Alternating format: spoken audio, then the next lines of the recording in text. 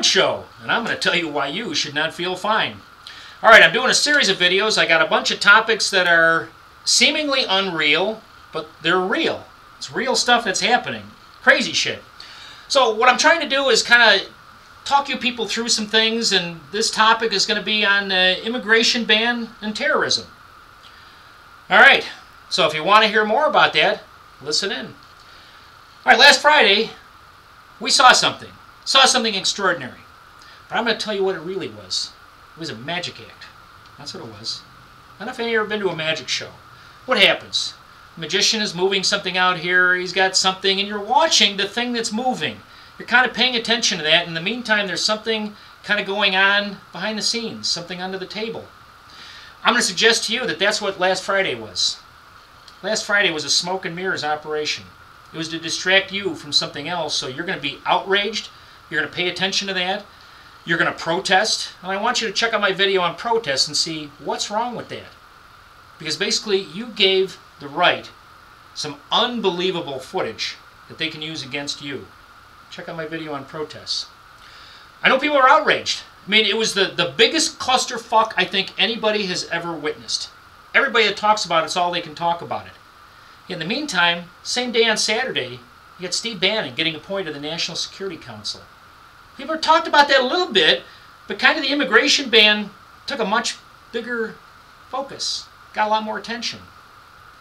So let's look at the immigration ban and kind of what happened. I mean, I think everybody's seen this graphic, all right? So we're looking at number of American citizens that were killed by people from those countries, 1975 to 2015, all the banned countries, nobody was killed, yet we banned them all.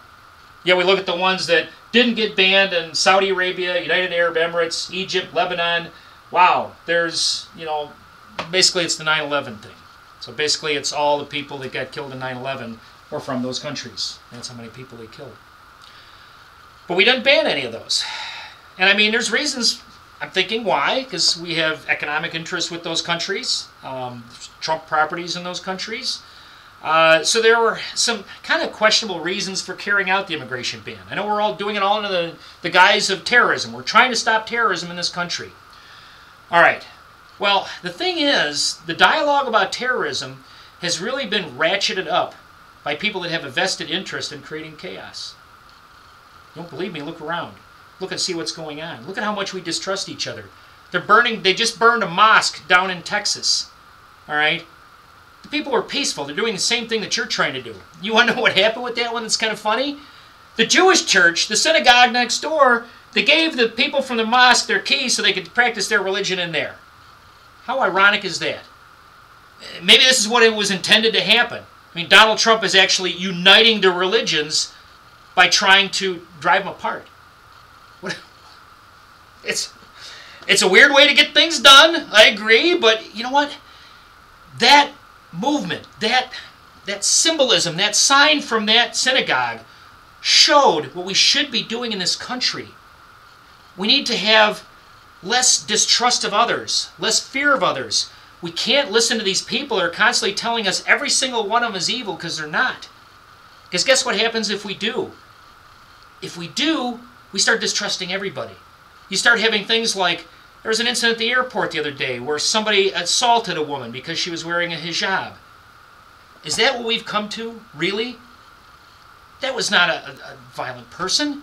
There was a woman that was walking down the street the other day and she got stopped and asked for her ID because somebody saw a Muslim woman walking down the street. She was a citizen. She was a citizen. The way that we radicalize things is by blowing fear out of proportion. There are going to be some bad apples. There are some people that have nefarious reasons for doing things.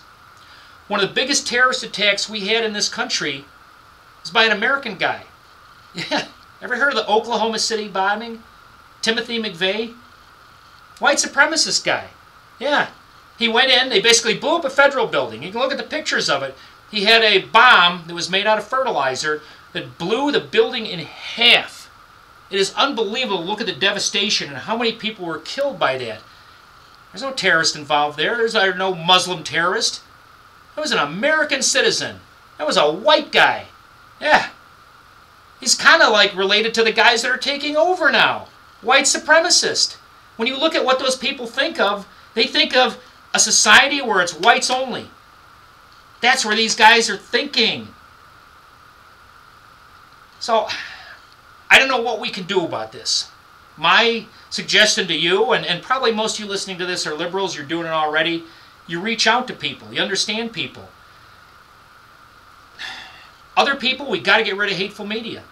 We got to get rid of people like a Rush Limbaugh that sits there and incites people to violence against each other. Listen to his program if you haven't. It's exactly what he's doing. I mean, he's doing it actually for advertising dollars. That's all he's doing it for. Mark Levine, same way. Oh, it's Muslim terrorists. No, we got to get rid of those people. Listen to him. Listen to them on the radio. That's exactly what they're saying. Fox News. They're getting you outraged about Muslims, and we are coming to hate each other in this country. So the whole Muslim ban thing really outraged a lot of people, but I'm suggesting there's a lot of other things that are going on behind the scenes.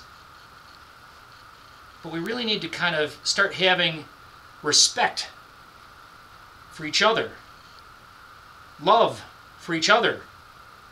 Stop the hate. Fear of somebody and the unknown. It kind of like leads you to this situation where you start to develop this hatred. If it's fed to you constantly, get away from it. Get your own voice. Go meet a Muslim. Take one to lunch. You might find they're a nice person. All right, that's all I had to say about that. That's my call for action, is take a Muslim to lunch. So, all right. So you can find out any more information about me, and what I'd like you to do is I'd like you to follow me on Twitter. This is my Twitter handle, @RealSockInIt. I have a weird name. I have a video on why I came up with that. Check out my other videos. They're all on YouTube. I'm going to get them all through Twitter. Share them on Facebook. Let's try to get them out to people. Let's try to get some sanity in this world. If you like what I'm saying, if you like what you're hearing in the other videos, follow me on Twitter. It's a vote. Vote for me. Thanks.